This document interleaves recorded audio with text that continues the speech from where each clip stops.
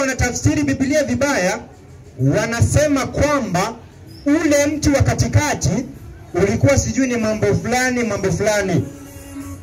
Ndio kwa maana wanasema alitenda nini?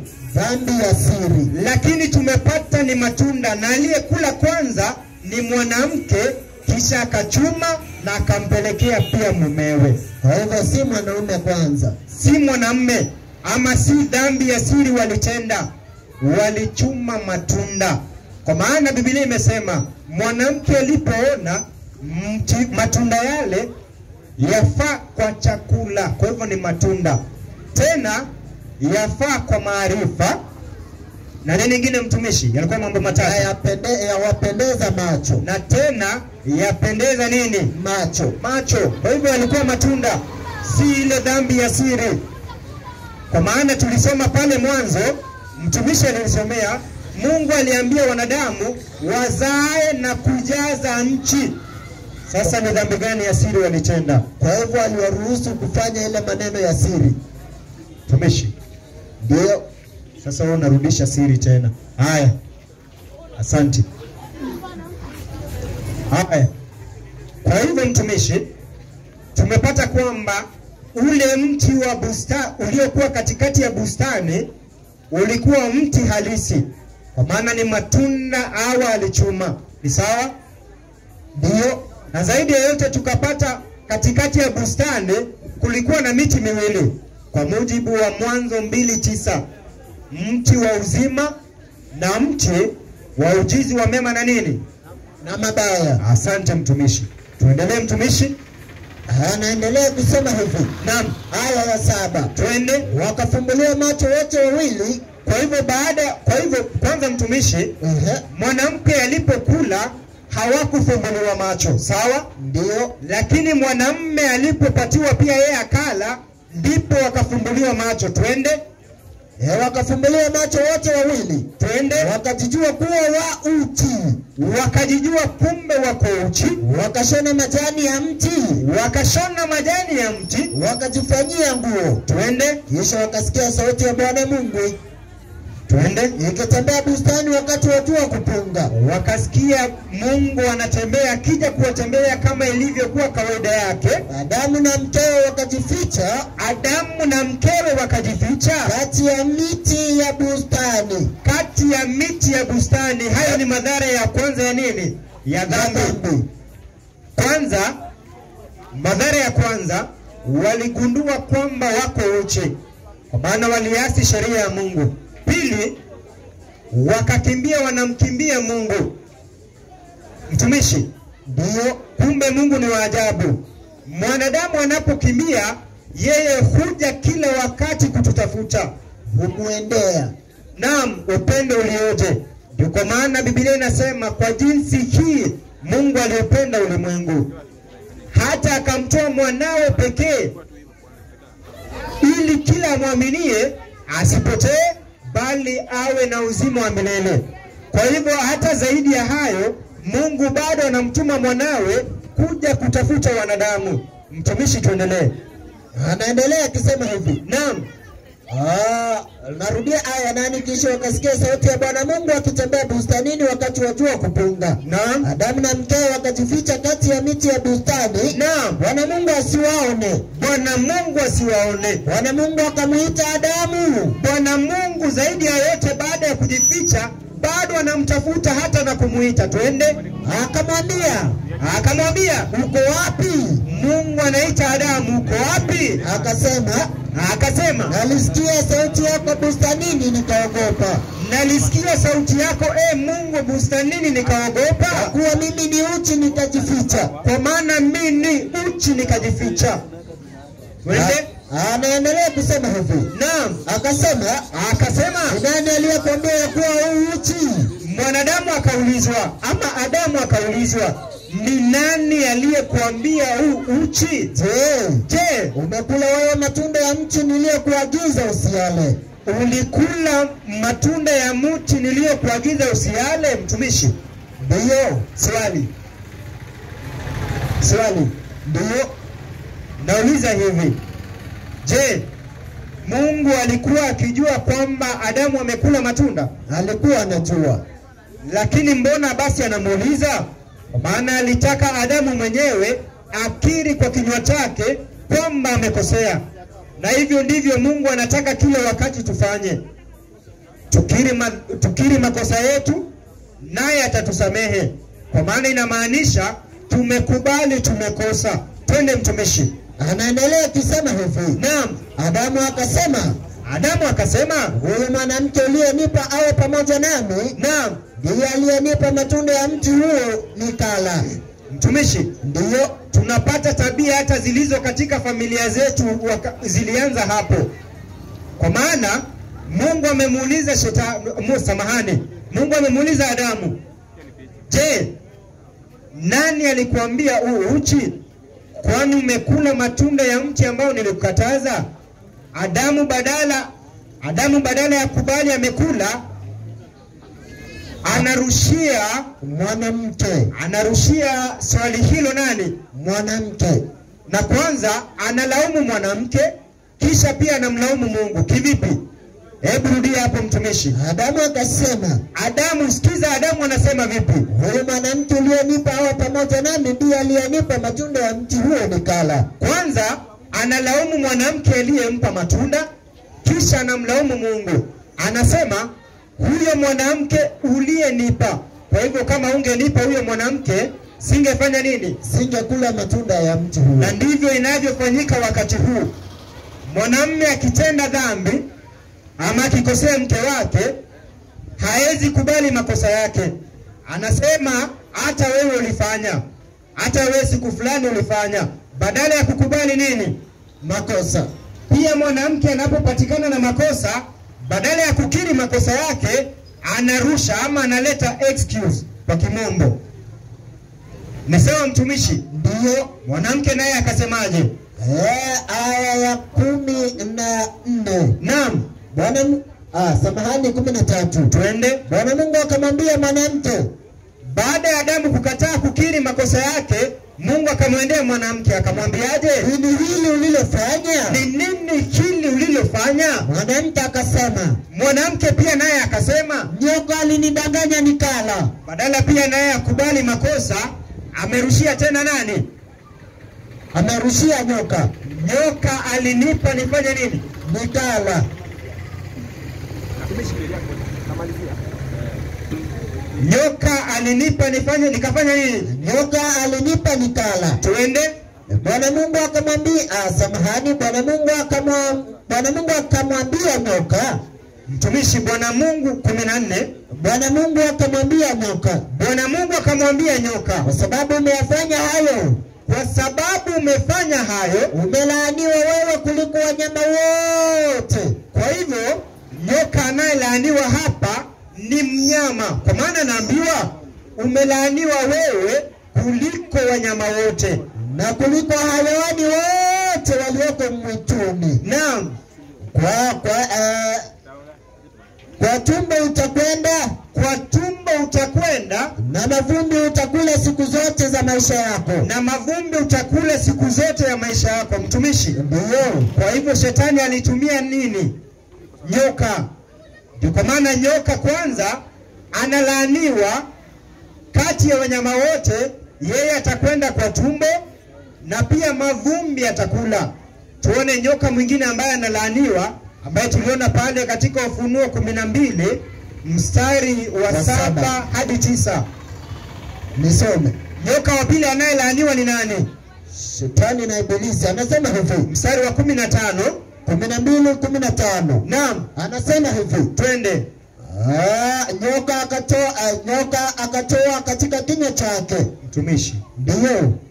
Niko pale mbele. Hilo fungu tulisoma. Niko pale mbele bado mwanzo Ufunuo. Samahani, anasema hivi. Nilikuwa nawakumbusha. Naam. Nami nitaweka uadui kati yako na huyo mwanamke. Kwa hivyo shetani anaambiwa pia, nami nitaweka uadui.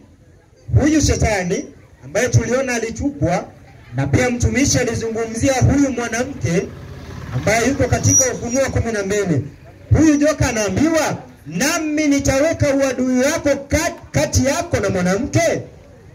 na kati ya uzao wako na uzao wake, na kati ya uzao wa mwanamke huyu na uzao wa Shetani, wewe utakuponda kichwa, uzao wa mwanamke utakuponda kichwa, na wewe utamponda kisigino. nawe Shetani utaponda uzao wake kisigino. Akamwambia Mwanamke naye akaambiwa hivi, hakika nitakuzidishia uchungu wako, hakika nitakuzidishia uchungu wako, na kuzaa kwako kwa uchungu utazaa watoto, na kuzaa kwako kwa uchungu utazaa watoto, na tamaa yako itakuwa kwa mumewe, na hata baada ya kuzaa kwa uchungu bado tamaa yako itakuwa wapi? kwa mumewe, naye atakutawala. Asante mtumishi. Kwa maana unapata mwanamke akiwa pale anazaa, anaapa hatarudi pale, lakini baadaye nini kinafanyika? Mjijazie. Naam, bado atarudi pale. Mungu si muongo aseme uongo. Mtumishi, tuendelee. Anaendelea kusema hivi. Naam, akamwambia Adamu, sasa, kwa kuwa umesikiliza sauti ya mke wako. Kwa hivyo Adamu alikuwa asikize sauti ya Mungu peke yake, lakini anaambiwa kwa kuwa umesikiliza sauti ya mke wako, ukala matunda ya mti ambao nilikuagiza nikisema. Ukala matunda ya mti ambao nilikuagiza nikisema, usiale. Ardhi imelaaniwa kwa ajili yako. Kwa hivyo hii ardhi, shida tunayopitia, ililaaniwa kwa ajili ya Adamu. Tuende. Kwa uchungu utakula mazao yake siku zote. Kwa uchungu utakula mazao yake siku zote za maisha yako. Na michongoma na miiba itakuzalia. Michongoma na miiba itakuzalia. Nawe utakula mboga za kondeni. Mtumishi, ndio kuna mahali umeruka pale 19, rudi 19 tena. Sijafika bado. Uko 17. Niko 18. 18. Narudia 17 kwa haraka. Akamwambia Adamu, kwa kuwa umesikiliza sauti ya mke wako, naam, ukala matunda ya mti ambao nalikuagiza nikisema. Uko 18 mtumishi. Michongoma na miiba itakuzalia. Michongoma na miiba itakuzalia. Nawe utakula mboga za kondeni. Nawe utakula mboga za kondeni. Kwa jasho la uso wako utakula chakula. Kwa maana wanaume, hii ni lazima. Kwa jasho lako utakula chakula, hata utakapoirudia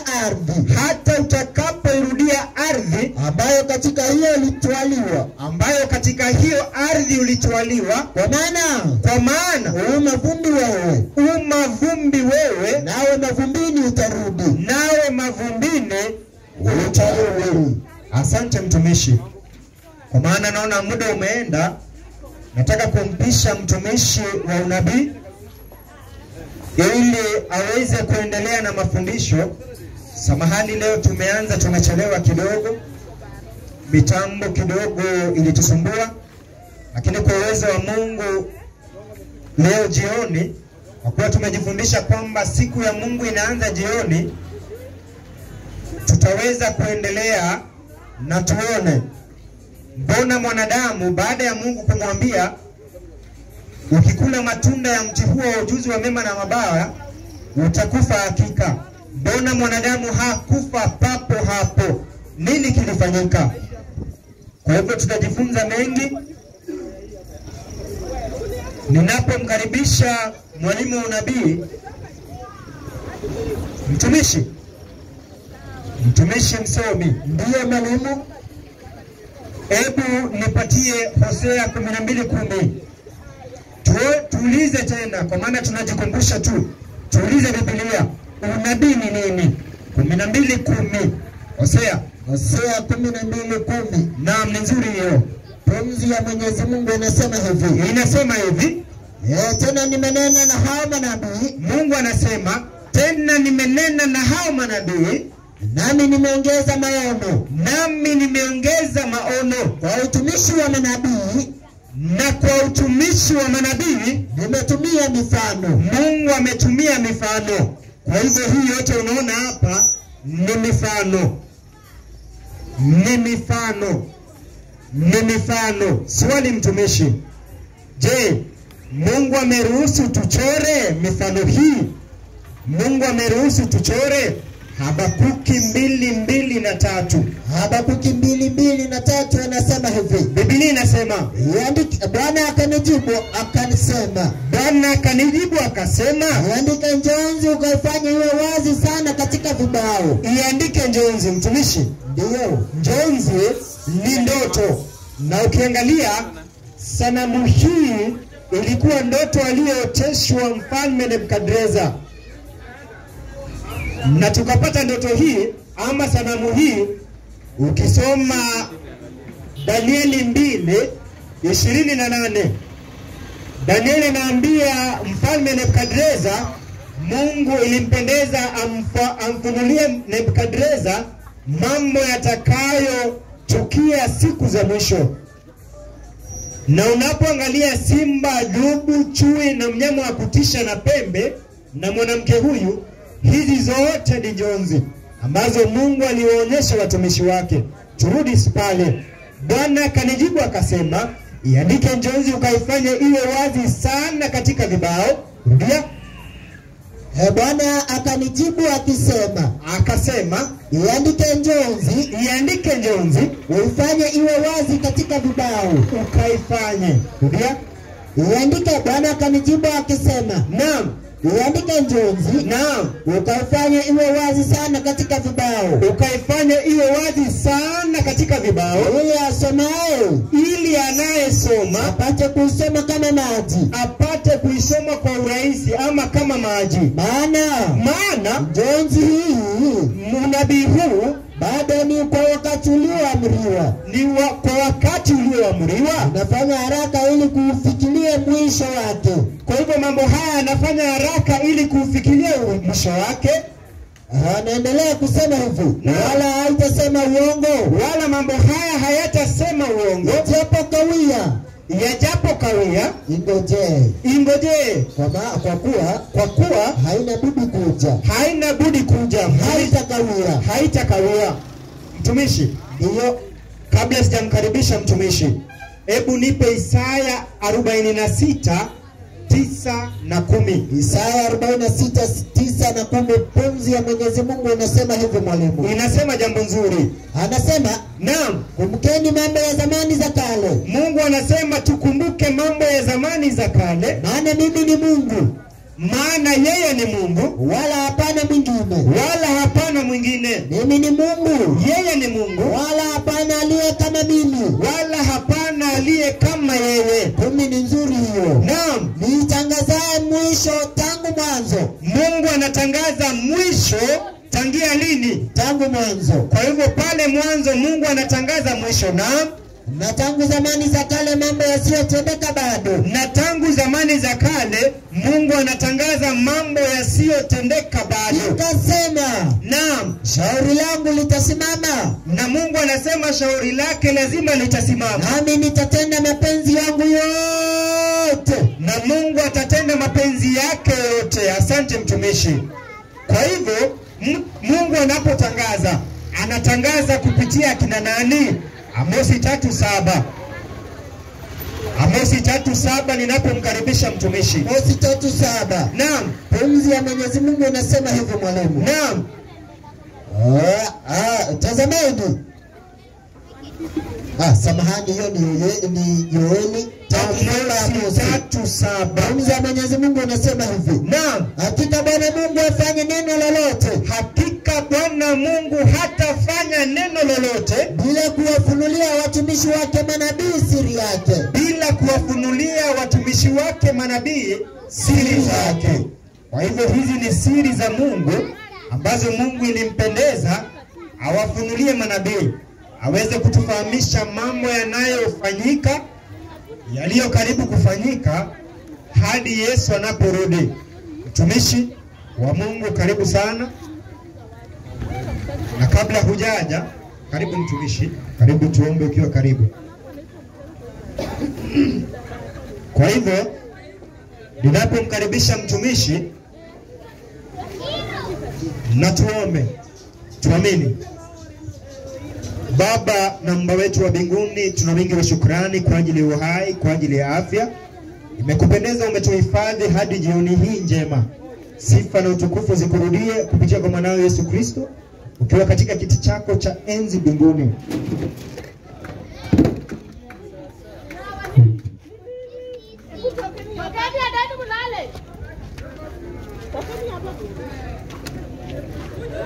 Tunaomba mapenzi yako ndiyo yazidi kutimika. Shetani na njama zake pamoja na kuvuruga mkutano wako siweze kufaulu. Asante kwa kushikilia mitambo, asante kwa kushikilia umeme. Mahali pengine nimenena kinyume na mapenzi yako, naomba msamaha wa dhambi. Zidi kunitakasa, uzidi kuonekana. Msinene yaliyo ya kwangu, hata mtumishi anayekuja umuondolee yaliyo ya kwake. Mnyenyekeze, asiweze kuonekana, bali wewe ndio uzidi kuonekana. Malaika wako watakatifu wacha waweze kuzingira viwanja hivi, ili shetani na njama zake wasiweze kutawala hapa. Utupe sote wanenaji pamoja na wasikilizaji, utupe hekima, usikivu mwema na maarifa yatokayo mbinguni. Kupitia kwa mwanao Yesu Kristo tumeomba na hata kuamini. Amen. Kwa hivyo mtumishi, karibu sana.